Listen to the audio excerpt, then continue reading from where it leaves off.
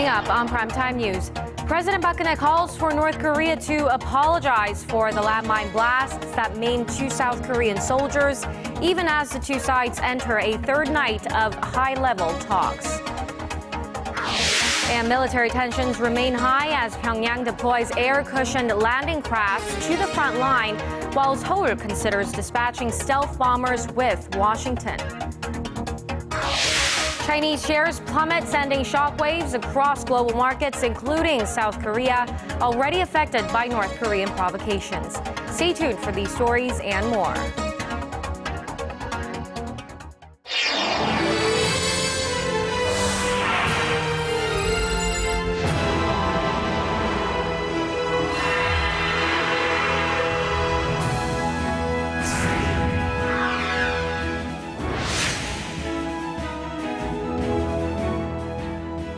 Hello and welcome to Primetime News on this Monday, August 24th. I'm Hwang Ji-hye. And I'm Daniel Choy. Thank you so much for joining us.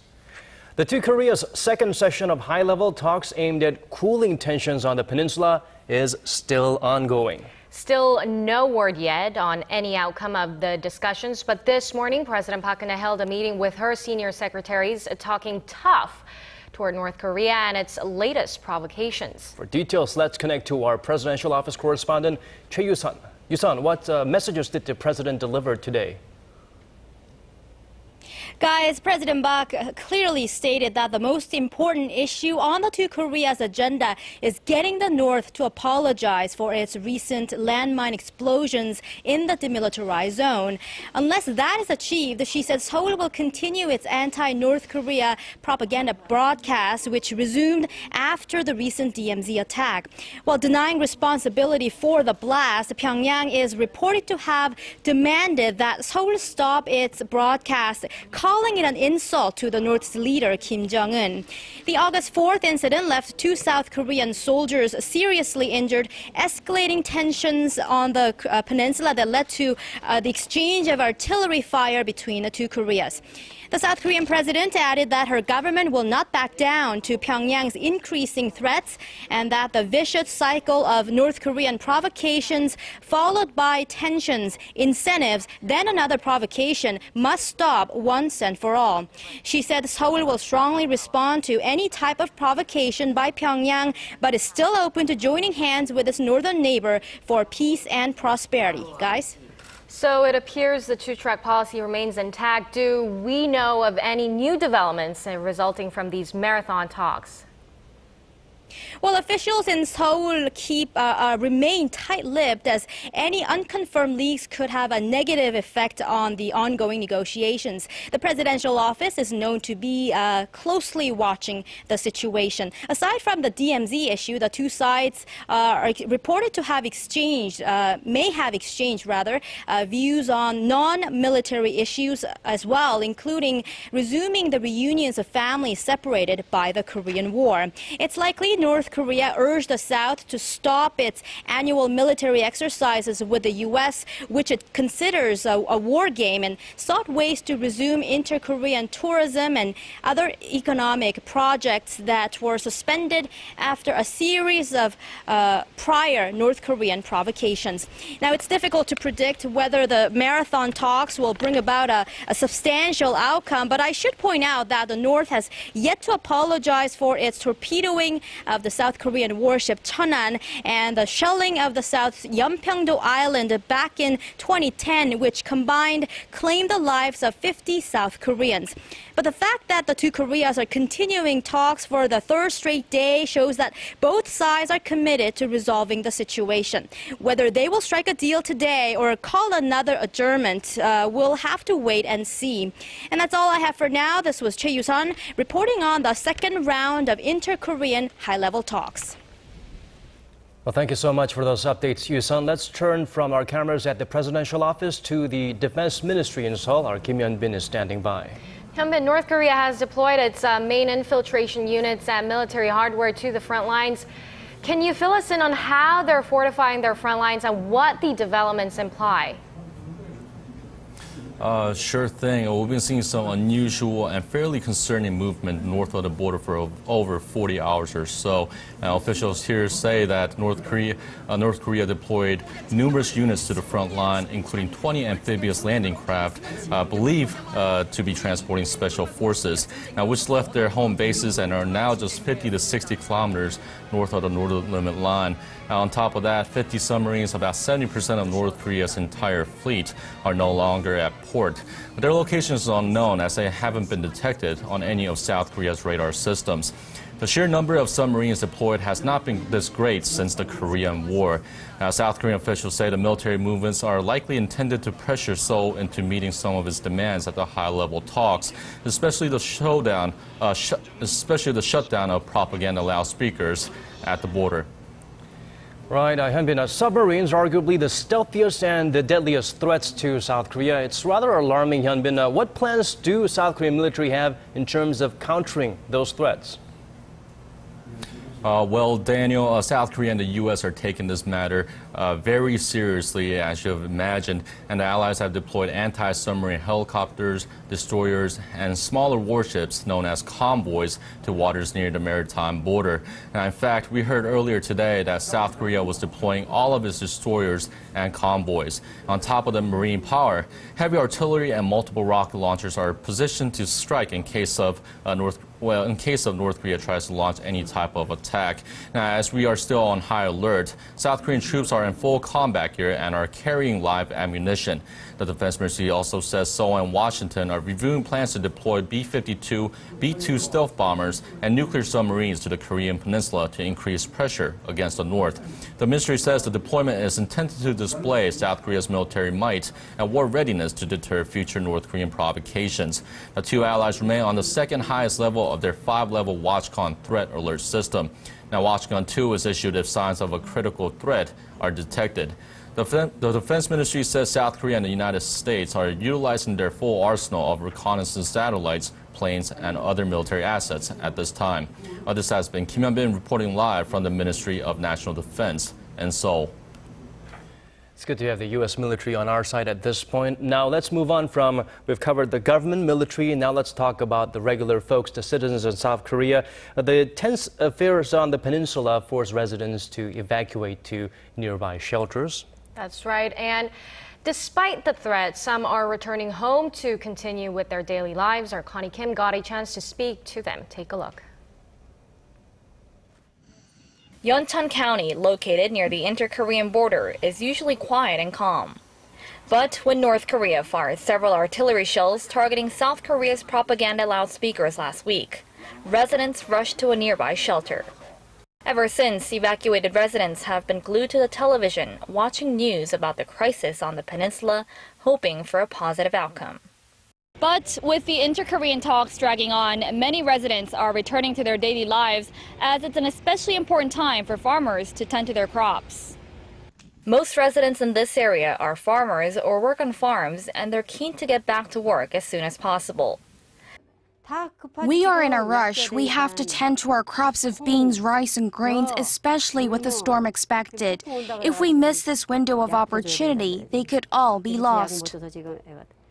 Paju, Gyeonggi-do Province and Hwacheon in Gangwon-do Province have also ordered residents to evacuate to shelters. A school in Hwacheon temporarily shut down on Monday.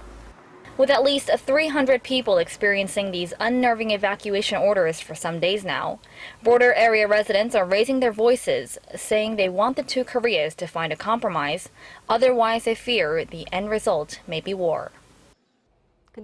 We don't know how the inter-Korean talks are going to end. The uncertainties are what makes us nervous. Connie Kim, Arirang News, Yeoncheon. Leaders of South Korea's rival parties have welcomed the news of high-level talks between the two Koreas. That's right. They urged for more inter-Korean cooperation. Our Ji Myung-gil has the details. The ruling Saenuri Party emphasized that national security was the top priority in state affairs and said dialogue was the only answer to diffusing tensions on the Korean peninsula. We must adopt a posture that ensures strong national security while showing more flexibility for talks. We should show strong determination and strive to break the vicious cycle of the North's provocations. The ruling bloc's chief added that the only way to deter future provocations from the North was to sternly retaliate to its threats and take strong punitive measures. Chairman Kim thanked the residents in the frontline areas for their composure and cooperation during the heightened tensions. The main opposition New Politics Alliance for Democracy also hailed the talks between the two Koreas and suggested they be held on a regular basis. I support the government's efforts to hold the talks after accepting our party's suggestion for high-level talks. We should use this momentum to improve relations with the North. Moon said although the high-level talks may not produce significant results, he hoped it would provide a platform to revamp stalled inter-Korean relations. The MPAD chief added that the North should apologize and take full responsibility for the latest provocations, including its promise to prevent the recurrence of such incidents in the future. Kim Young-kip, Arirang News. Well, both Koreas seemed ready to respond militarily, yet talks to de-escalate boiling tensions are clearly aimed at finding some type of common ground. To provide us with a deeper look into the latest developments from both sides, we have Dr. Kim Chul from the Korea Institute for Defense Analyses with us. Thanks for being here. Good to be here. Well, Dr. Kim, the first question is, the high-level talks, they've been continuing for some time now, and I think they will continue for several more hours, maybe even days at the moment. It's breaking records. This is setting new records. That's how long it is. Why are the discussions this time carried out for so long? How is it different from the ones we've had in the past? Despite the special arrangements of 2+2 pole setting after the exchange of artillery firings, the Seoul's unwavering stance of demanding apology from the North Korea, while North Korea's North Korea's desired end state of retracting loudspeaker broadcasting collides. Those two things collides with it. So in this context, North Korea is further escalating the show of forces, particularly, specifically submarines and so-called asymmetrical weapons. So it all creates the kind of a major hurdle to reach to the substantial outcome. So I think under the President Park's clear guidance for getting the apology from North Korea, only North Korea's sincere attitude, instead of deceptive maneuvering of show of forces, can make the marathon talks as a new framing of a game changer of inter-Korean relations. Now, because the talks are going on for such a long time, some say they're not making any progress, while others say, taking a positive light, they say it shows the North's willingness to resolve the issue. What's your take on this? My observation is quasi-optimistic in terms of avoiding military collisions, but very skeptical of actual implementation of whatever outcome of the talks. At this moment, mixed with a military standoff, and the very critical point is Seoul and Pyongyang can make a new swinging pendulum of inter-Korean relations. The thing here is the center of gravity is not the DMZ. It's shifting from North Korea as a troublemaker to the Seoul, which is a problem solver, I would say. So I think this is very critical. Overall, the military tension might not deteriorate into a worst-case scenario, as common people assumes that. The current political economic chicken game will soon to be toned down. I'm basically positive in diffuse the tensions along the DMZ line, but it will take time how to get over that big hurdle of those two apology versus retracting loudspeaker broadcasting. So it's good that we're taking a long time and taking our time to really talk things over instead of just turning our backs and thinking we could talk about it another day. Well, they say there's sunshine after the rain. North Korea and South Korea, we started this talk not because of something positive, but it looks like this could become a turning point for inter-Korean ties. Do you think that this could actually open doors for more active communication between the two Koreas? Yes, making a new turning point is a kind of wishful thinking, but it starts from the expressing even ambiguous regrets for injured soldiers. That could be a very significant starting point for the bright future. So I think the future depends on the how to reach the consensus. This is not the all or nothing game. I think that the starting point is to who goes first. So it will entail a whole lot of propaganda warfare, particularly media-oriented warfare will follow for the time being.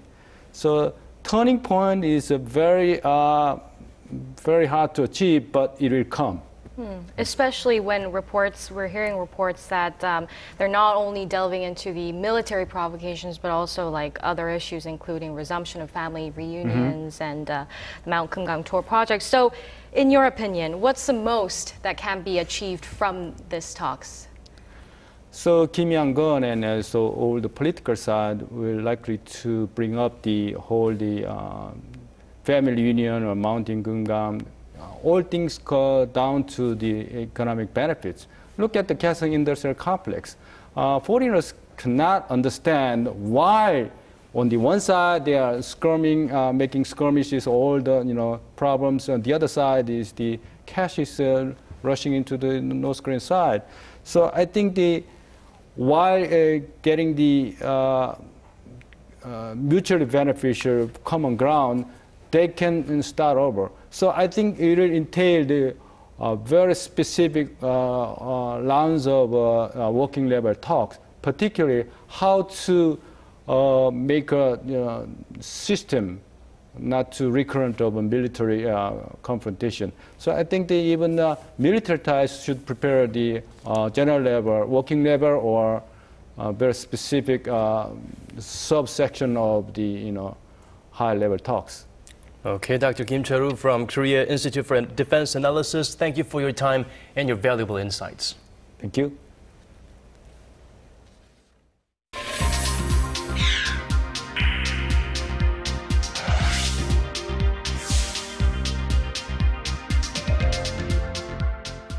Global stock markets nosedived as Chinese shares suffered the biggest one-day fall since 2007.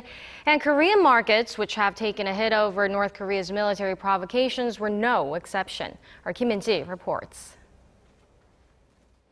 Korea's benchmark Kospi shed 2.47% on Monday, extending losses for the sixth straight day. The tech-heavy Kosdaq also finished more than 2% lower. The downward streak comes on the back of uncertainties, including escalating tensions between the two Koreas and a market rout in China. The Shanghai Composite closed down 8.5%, marking the biggest fall in 8 years. Experts say it will be hard for the Korean market to find momentum for the time being. Negative sentiment among investors towards the Chinese market will not fade easily. The recent devaluation of the yuan has raised distrust in the Chinese economy, and this in turn will keep foreign investors out of Korea. China's stock troubles have also caused shockwaves in markets around the world. Japan's Nikkei shed 4.6%, the lowest level in 6 months, while Hong Kong's Hang Seng fell 5.2%. Taiwan's TAIEX also plunged almost 5% to a nearly 3-year low. Germany's DAX opened 3.2% lower than the previous trading day's close, while Britain's FTSE 100 fell 2.5%. China's economic slowdown is also putting pressure on the Korean won. The local currency closed at its lowest level in nearly 5 years against the US dollar. The Bank of Korea has vowed to come up with measures to stabilize South Korea's financial markets and closely monitor the situation. 김민지, Arirang News. Shifting gears now, Korea plays host to a global event that brought educators who specialize in the Korean language. For what you can expect from the annual World Korean Educators Conference, we turn to our Kim Ji-yeon. What if Korean was one of the most prominent languages spoken around the world? And how could this be realized? These are questions that lie in the hearts and minds of educators gathered at the 7th Annual World Korean Educators Conference, which kicked off on Monday. Some 180 educators from different branches of the King Sejong Institute are participating in the three-day event to share their teaching experiences that may be critical to improving the quality of Korean education worldwide. Whether for fun, influenced by the so-called Korean wave or Hallyu, or something more practical like applying for a job, we want to be able to cater to all of the reasons students would want to learn the Korean language. This event provides an opportunity for educators to share their valuable experience. For some, learning the Korean language is more than just a hobby. It is a step closer to achieving the so-called Korean dream and building a better future. 한국어를 배우려는 사람은 많은데, 근데 학교 와서 시간과 돈을 들여서 배우려는 사람은 많지 않아요. 제 생각에 방글라데시에 있는 한국 기업들이 많아요. 지금 닷가만 해도 수도 닷가만 해도 거의 2,000명 정도 있는데 기업이 많아요. 그 기업주들이 좀 저희를 도와주면 아마 방글라데시에서 한국어가 더 보급이 더 쉬울 거예요. The state-run King Sejong Institute was established in 2007 and currently has around 140 branches in 54 countries. Kim Ji-yeon, Arirang News.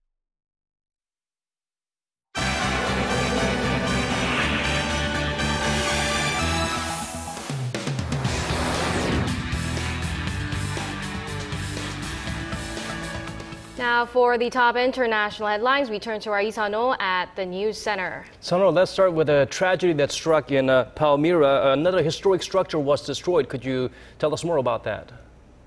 That's right. According to Syrian officials, Islamic State militants blew up the famous Baal Shaman temple on Sunday. It was one of the most important structures in the ancient city of Palmyra. The blast was so strong, it also damaged some of the columns around it. Now, before the arrival of IS forces in May, Syrian officials had moved many ancient statues to safe locations so that militants would not destroy them. Palmyra is a UNESCO World Heritage Site with the creation of the Baal Shaman Temple dating back nearly 2,000 years. It was dedicated to the Phoenician god of storms and fertilizing rains. Now, back in June, Islamic State blew up 2 other ancient shrines in Palmyra, which militants viewed as being pagan and sacrilegious. It is also believed that they are selling looted antiquities to fund their terror campaign. A week ago, the insurgents also beheaded an 82-year-old scholar who worked as the chief of antiquities in Palmyra. And following days of chaos, migrants began to freely cross into Macedonia from Greece after security forces gave up efforts to stop them. Now, although riot police stood guard, they did little to slow the passage of thousands fleeing from Syria and other conflict-mild regions in the Middle East. Some police were even seen helping them onto trains. Macedonia had declared a state of emergency last Thursday, closing off its southern border to prevent the flow of migrants attempting to travel into the Balkans and eventually to Western Europe. Some migrants managed to force their way in, climbing over barbed wire fences, but others were hindered by police who even used stun grenades. Among the many were pregnant women and small children who camped out as they waited with little food or water. The EU says it's facing its worst refugee crisis since World War II. And lastly, in sports, Usain Bolt delivered another stunning performance as he narrowly beat Justin Gatlin to retain his 100-meter title at the IAAF World Championships in Beijing.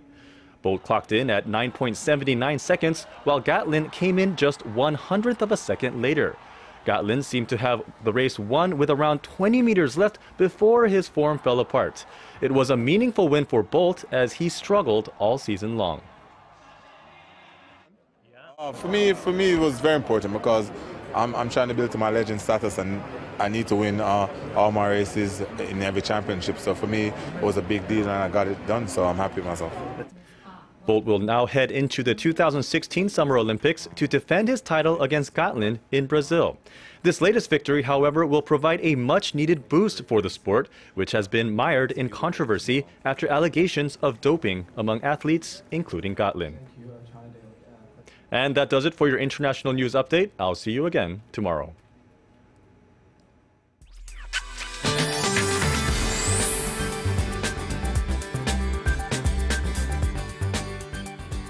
Powerful Typhoon Goni is moving away from Taiwan and taking aim at Japan, so the Korean peninsula will start to feel the direct impact of the typhoon tomorrow, will trigger heavy rainstorms nationwide, and the eastern regions will be hit the hardest, as up to 300 millimeters of rain is expected for the eastern parts, and down south we'll also see up to 200 millimeters of heavy downpours, and it will continue to rain pretty heavily until system clears out by Wednesday afternoon. And the Korean Meteorological Administration has issued pre-typhoon advisories for port cities and islands across southern and eastern coastal areas, as they'll be hit by strong winds and high waves.